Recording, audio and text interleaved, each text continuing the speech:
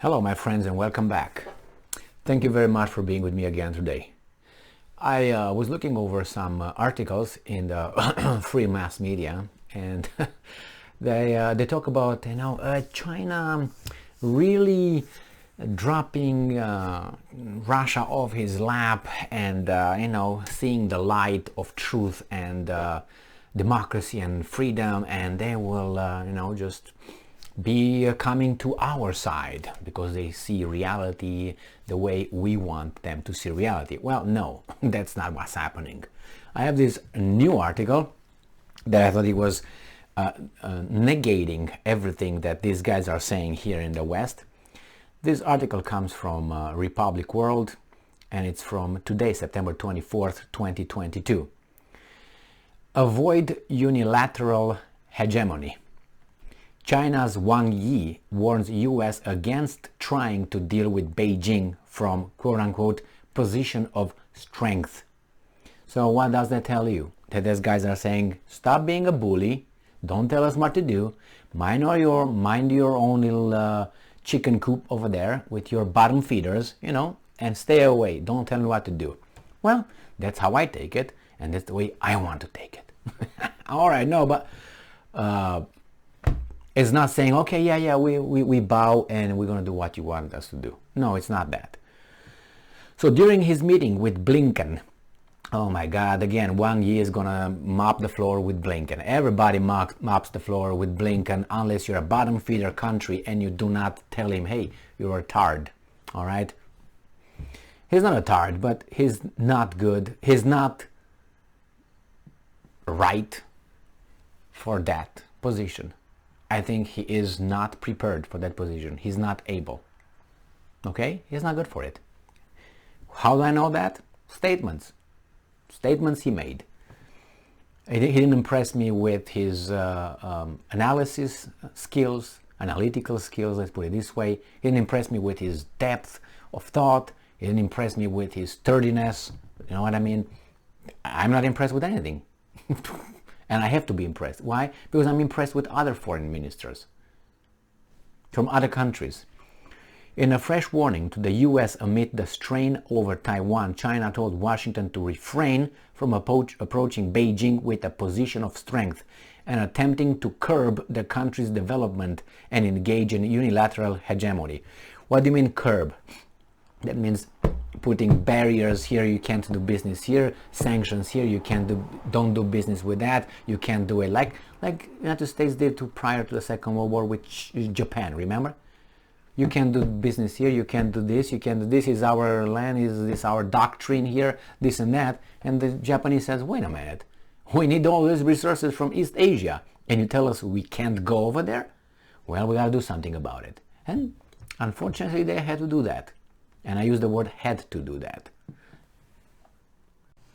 Because I will use a little short analogy. You and let's say your neighbor. And your neighbor tells you that you can't go to the grocery stores to buy food for your family. What are you going to do? You had two options, right? One, comply and your family will be starving. Or go and punch the neighbor in the face and try to beat him. Well, the neighbors might be stronger than you. He's going to beat you up. But what is the other option?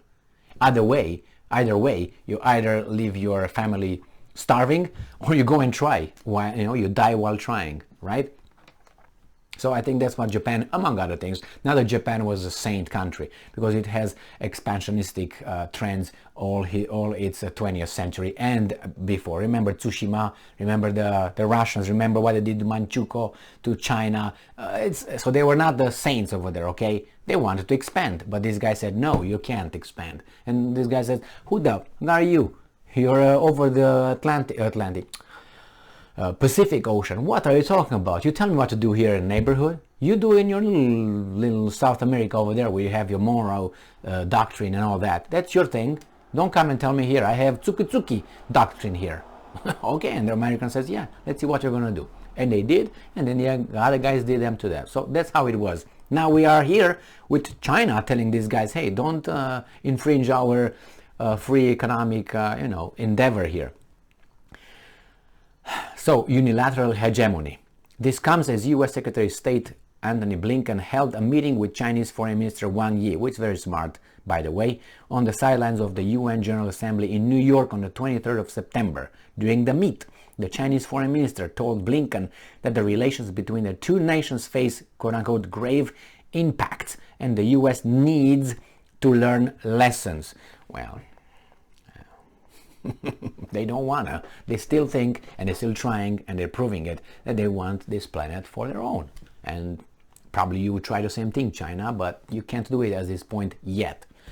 So hope, and I'm quoting, hope that the US side will adjust its perception of China, reflect on the change its China policy featuring containment and suppression, and the US side will not attempt to deal with the Chinese people from a position of strength, try to suppress China's development, or want only engage in unilateral hegemony. Wang Yi emphasized, according to the statement issued by the Chinese Foreign Ministry.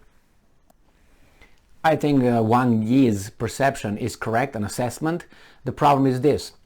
These guys, countries on this planet, they think that they can have a free, equal partnership and a democratic way of running the world. It doesn't work this way. Imagine of each country as an individual in a parking lot or in a schoolyard as a child. Imagine all the people that you knew, and they all had trends, and that was based on strength. Who got the strength was the ruler. He could be dumb, but he got the strength. So you got the weasels who were sometimes, being able to make the bully calm down and do things for the weasel, which United States, I don't say United States the rest is stupid. It's not stupid. It's just led by other interests that lead these guys. So you can say, well, the bullies, it's some other interests that lead these bullies. And other countries in other interests, economic interest, obviously, banking interest, military interest, they all play a role. So some countries, they think that, we can all get together and be friends with one another. No, that will not happen. Not happen. Why? Because we want. We are humans and we want. And because you want, I'm not a Buddhist now and say, the origin of suffering is desire. It is, to a certain extent, but it's like this. I want your wife. What are you going to do about it? You're going to fight it, right? Or I want your bike. I want your house. What are you going to do? Can you make me somehow not want things? It's impossible. That's the way we are wired. We want, and we want, sometimes what we want belongs to someone else. So then we act. So how can you have this? And if I have the power and I can do that, and I've done that all my history because I was strong since I was a kid, what do you think is going to change that perception? I said, no. Do you think I'm going to be a philosopher king all of a sudden if I have strength? Look at the lion. Do you think a lion would lay down with a lamb?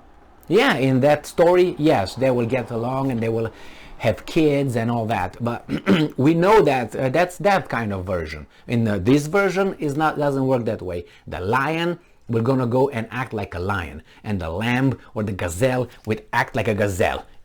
Jump, and the lion will gonna get it. So you tell the lion, hey, you should be friends with the gazelle. Gazelle is a nice gazelle. Really. That's how it is in this world. You think, oh no, Emil, talk shit. No, just look around you. So China tells the United States to calm down because we have to be friends. They're not going to be friends. China is buying time. Because when China is going to become United States, let's say, as power, do you think that China is going to do something else? What makes you think? Unless you think the Chinese are not humans and they're somehow, Confucius or Lao Tzu or all these guys their philosophy will change, just different. I don't think so. The strength, the power corrupts, and this is what's going to be. So strength versus intelligence, it's hard because, I'm not going to go into that. Psychology is going to be for later. But right now is China tells the United States to calm down. The United States will not calm down because the United States still can punch people in the face. I would say everybody in the face. But they tried